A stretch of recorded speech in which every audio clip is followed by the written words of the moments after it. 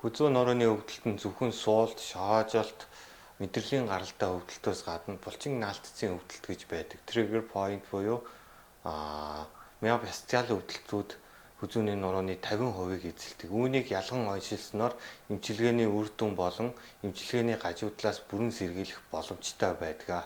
Булчингийн наалтц нь бол булчингууд хоорондоо зүрэлт хөдөлгөөнөөр хийгдэх явцад булчингуудын хальс хооронд шингэний дутуу байдлаас болж булчингууд наалтаж булчингуудын үйл ажиллагааны хомсдол буюу хөдөлгөөний далайцууд буурдаг байгаа.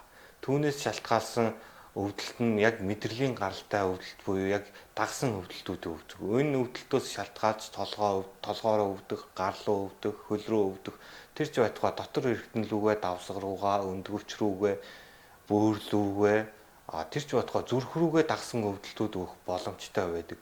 Үүнийг ялган оншилж эмийн бусаар эмчилснээр тухайн өвчтөн хамаагүй богино хугацаанд болон хамаагүй хялбар аргаар эмчилгээний асуудлыг шийдэх боломжтой байдаг.